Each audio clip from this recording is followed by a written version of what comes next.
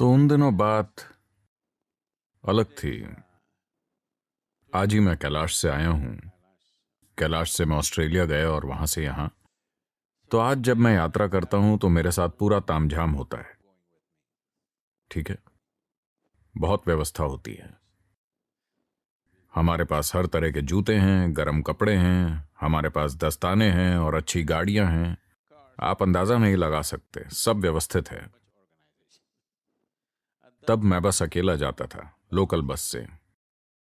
आमतौर पर मैं बस की छत पर बैठता था क्योंकि मैं पहाड़ जरूर देखना चाहता था। हमेशा ही गैर और ये जिम्मेदार। बसें भी कमाल होती थीं। वो हरिद्वार से सुबह 4 साढ़े 4 बजे चलती थी और सीधे या तो गौरीकुंड जाती या बद्रीनाथ। उन्हें वहां पहुंचना होता था, वो कहीं नहीं रुकती थी। इन बसों को भूख हड़ताल बसें कहा जाता था That means hunger strike buses. क्योंकि वो खाने के लिए कहीं भी नहीं रुकती थी। ड्राइवर अपनी लपेटी हुई रोटियां निकालता और चलाते हुए ही खाने लगता। तो लोग वहां बैठकर ये सोचते रहते कि खाना कब मिलेगा। खाना नहीं मिलता, इसीलिए उन्हें भूख हड़ताल बसें कहा जाता है। तो मैं बस की छत पर बैठता था क्योंकि मैं पहाड़ों के हर हिस्से को देखना चाहता था। और बिजली के तार आते थे, कोई बिजली चिल्लाता था और मैं नीचे लेटकर फिर से उठ जाता था। तो मैं वहां कुछ भी लेकर नहीं जाता था। मैं इस तरह पहली बार नहीं गया था। लगभग 26 सालों तक मैं वहां लगातार गया, हर साल।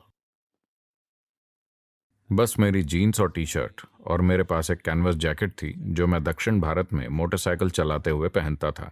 ये बारिश के लिए बहुत अच्छी होती है, पर अचानक मैंने जाना कि जब आप ठंड में जाते हैं तो ये जैकेट वातावरण से भी ज्यादा ठंडी हो जाती है। तो मैं ऊपर गया और कांति सरोवर पहुंचा। तब दोपहर के लगभग 3:30 बज रहे थे। मैं वहां बैठ गया और पता नहीं मुझे क्या हुआ। मैं बस वहां बैठा था और मेरी आंखें खुली थीं। ये एक असाधारण ग्लेशियर झील है। As nature is phenomenally beautiful. प्राकृतिक रूप से इसकी सुंदरता अद्भुत है। मेरी आंखें खुली हुई थीं, मेरा मुंह बंद था, पर मैं अपनी ही आवाज को मेरे चारों ओर ऊंचे स्वर में गाते हुए सुन सकता था, बहुत ही जोर से, मानो किसी बड़े माइक्रोफोन से आ रही हो। नाद ब्रह्मा विश्वस्वरूपा, नाद ब्रह्मा विश्वस्वरूपा, नाद ही सकल जीवरूपा, नाद ही सकल जीवरूपा,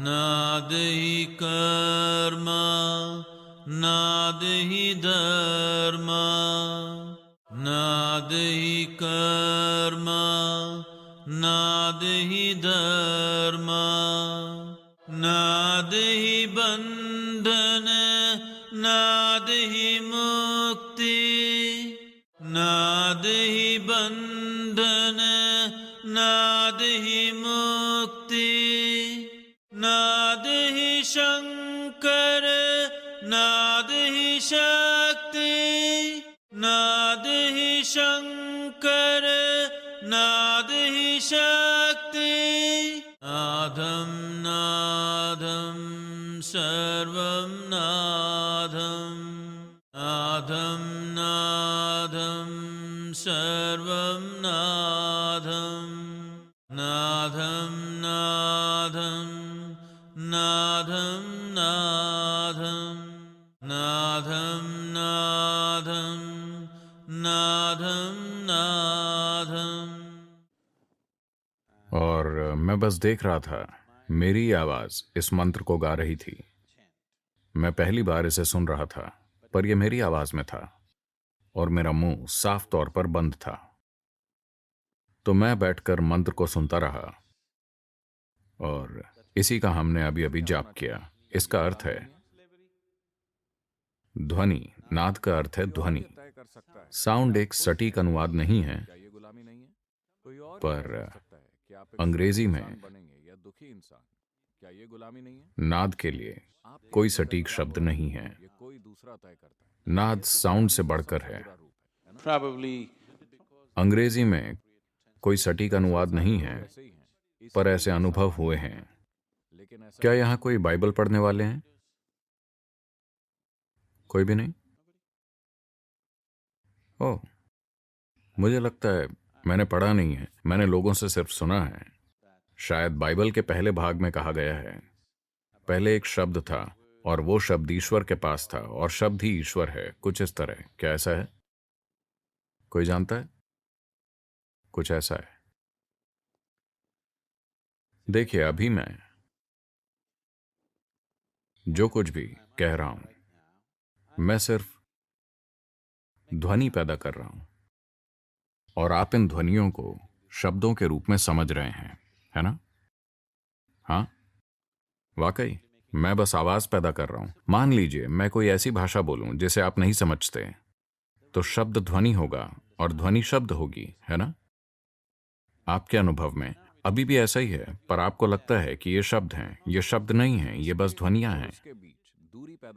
तो जब अंग्रेजी भाषा की बात आई तो साउंड शब्द स्पष्ट नहीं था, तो किसी ने वर्ड शब्द का इस्तेमाल किया। जो ध्वनि है वही मानव मन में शब्द बन जाती है, पर अस्तित्व में ध्वनि मात्र ध्वनि ही है ना? अगर इस हॉल में कोई मौजूद ना हो और अगर मैं बोलूं, तो इससे कोई फर्क नहीं पड़ता कि मैं कौन सी भाषा में बोल रहा हूं। जहां तक दीवारों की बात है, वो बस एक ध्वनि होगी। जब आप यहां बैठे होते हैं, तब आप ध्वनियों से शब्द बना लेते हैं, है ना? तो नाद ध्वनि से परे की चीज है।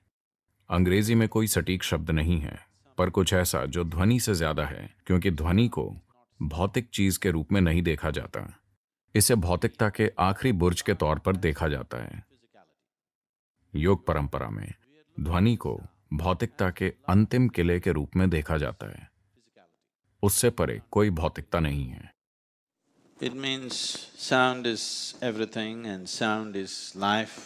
यानी ध्वनि सब कुछ है और ध्वनि ही जीवन है। जीवन के सभी रूप ध्वनियां हैं।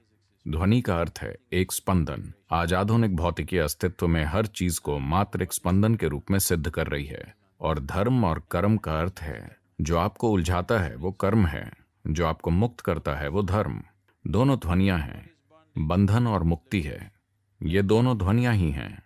जिन्हें शिव और शक्ति कहा जाता है, वो भी ध्वनियां ही हैं। सब कुछ ध्वनि है। भौतिक सृष्टि की हर चीज ध्वनि ही है, क्योंकि हर चीज का एक स्पंदन है। जहां स्पंदन होगा वहां ध्वनि होगी।